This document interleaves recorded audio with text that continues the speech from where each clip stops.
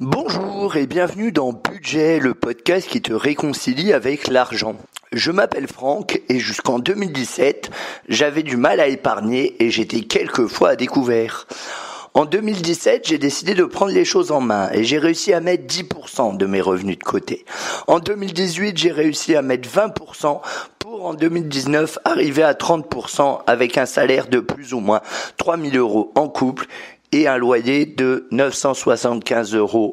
Avec le temps, je suis devenu un expert de l'épargne et de l'économie. Ce podcast quotidien s'adresse à tous ceux qui débutent dans la gestion de l'argent et du budget, qui ont du mal à joindre les deux bouts, qui ont des croyances limitantes et qui ont besoin de techniques et de conseils afin de mieux gérer leur budget. Il ne s'adresse pas ou peu aux personnes qui mettent déjà 10 ou 20% de leurs ressources de côté ou qui recherchent des solutions en investissement ou en immobilier. N'hésite pas à t'abonner. À très vite. Bonjour à tous, c'est Franck. Alors aujourd'hui, on va parler un peu de développement personnel et on va parler du dénigrement.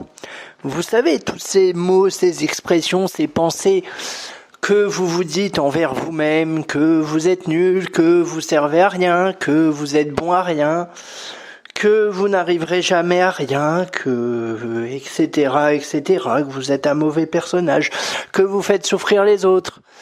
Bon, 3 petits points, vous complétez naturellement avec les pensées qui vous viennent en tête quand vous écoutez le début de ce podcast. Et si je parle du dénigrement aujourd'hui, c'est parce que pour moi, le dénigrement, c'est pour vous et pour les gens qui se dénigrent, un confort. C'est-à-dire que paradoxalement, quand on se dénigre, on est bien. On est dans sa zone de confort. Et vous allez me dire, c'est paradoxal. Bah non. Quand on se dénigre, normalement on est mal, parce que ça fait pas plaisir de se dénigrer. Oui et non. Il y a quelque chose qui touche à l'autoflagellation, je pense très clairement, dans le dénigrement, et qui au final peut être perçu par notre cerveau comme du confort. Pourquoi ? Parce que c'est bien plus facile de se dénigrer, c'est bien plus facile de se dénigrer que de s'adresser des compliments. Pensez rien qu'à votre journée sur tous les moments où vous vous dénigrez et tous les moments où vous vous adressez des compliments. Vous remarquerez, je pense, qu'on se dénigre, plus facilement qu'on ne se complimente. Et c'est pour ça que je dis le dénigrement est un confort, parce qu'il vient renforcer un cercle négatif. Et du coup, je rajouterais aussi, le dénigrement demande moins d'efforts que la valorisation. Il vient plus naturellement, qui que vous soyez. C'est pas que vous. Il vient plus naturellement. Faut savoir que par exemple dans la langue française et dans les autres langues, je crois que c'est pareil aussi, il y a plus de mots négatifs que de mots positifs.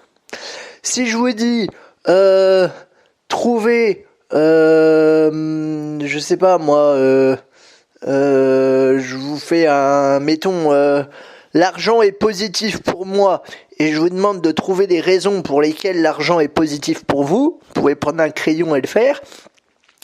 Et si je vous dis l'argent est négatif pour vous et que je vous demande de trouver des raisons, vous aurez plus de facilité à trouver des raisons négatives que des raisons positives. Alors que normalement, c'est le positif qui devrait plus impacter votre cerveau. Mais en fait, non.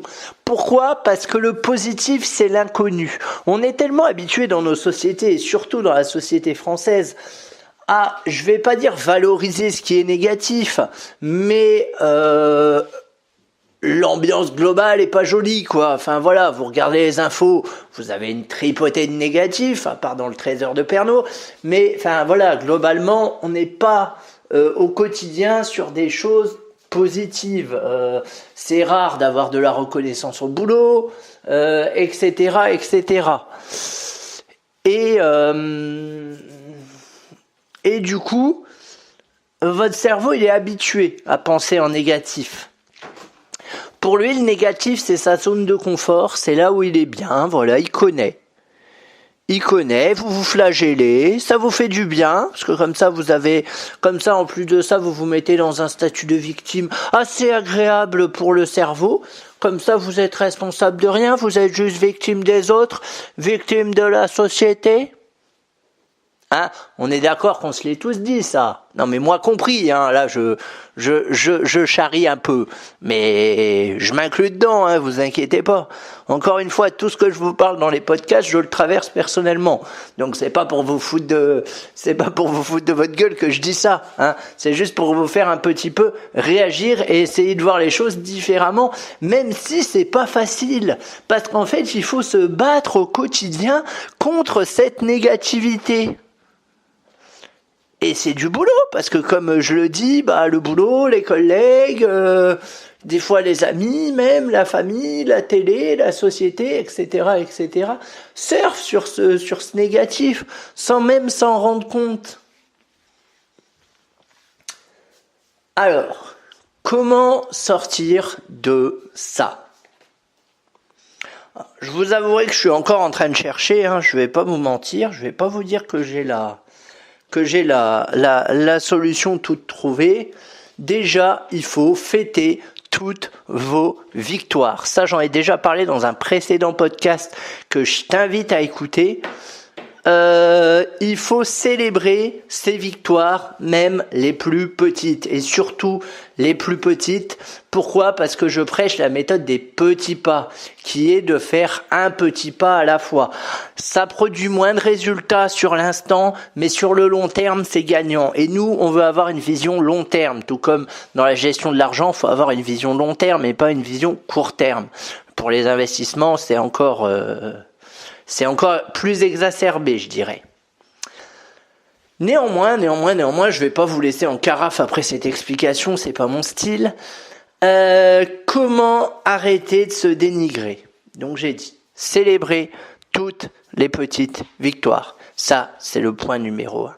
Entourez-vous, quand c'est possible, de gens qui vous valorisent, de gens qui apprécient votre juste valeur, qui apprécient vos valeurs, qui les partagent, qui vous poussent, etc., etc., etc.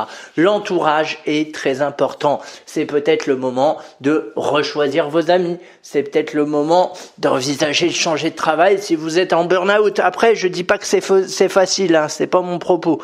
C'est très difficile, mais si jamais avec ce podcast, j'arrive à faire germer une petite graine, si petite soit-elle, ça me fera plaisir. Voilà, c'est mon objectif.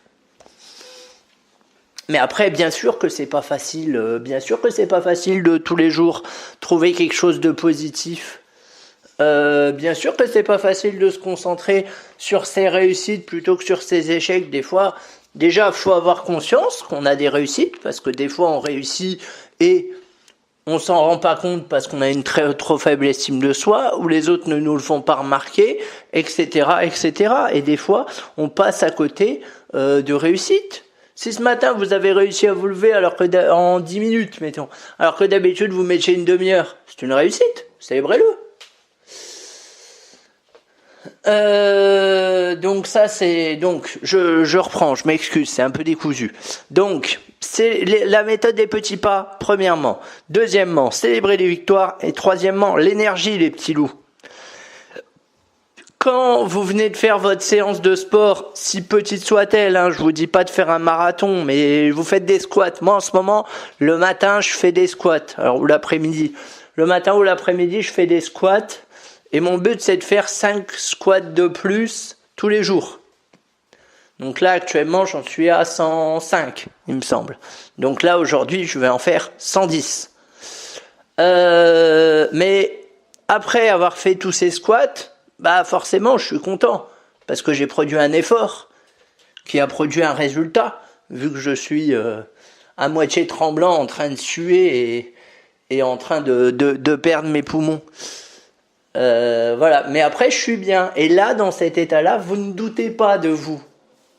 Faites l'expérience. Faites du sport, ou même si vous voulez pas faire du sport, allez marcher dehors, faites un peu de marche rapide avec un peu de musique, vous savez, poum poum poum poum là, un peu de musique motivante là, un truc bien rythmé. Faites de la marche dehors une demi-heure, ça vous pouvez le faire, j'en suis sûr et certain. Et regardez l'état après dans lequel vous êtes. Vous verrez que vous ne serez pas dans le même état si vous avez bien fait la chose. Voilà, c'était mes petites solutions qui sont vraiment pour le coup des petits pas. Je pense que l'autoflagellation, etc., c'est vraiment quelque chose de compliqué et qu'on ne peut régler que par les petits pas. L'estime de soi, ça se règle par les petits pas, par célébrer chaque victoire, un peu de sport, manger mieux aussi. Voilà, ce genre de petites choses. Avoir une hygiène de vie, comme on dit. Voilà, j'espère que cet épisode t'a plu. Si c'est le cas, n'hésite pas à t'abonner et à partager. Et je te dis à très vite. Si tu as écouté ce podcast en entier, c'est sûrement que tu l'as apprécié. Dès lors, n'hésite pas à t'abonner et à le noter sur Apple Podcast. Ça m'aide pour le référencement. Tu peux également le partager aux personnes que tu connais qui seraient susceptibles d'être intéressées par mon contenu. Si tu veux qu'on aille plus loin ensemble, je te laisse voir dans les notes comment tu peux me contacter. Et je te dis naturellement à très vite.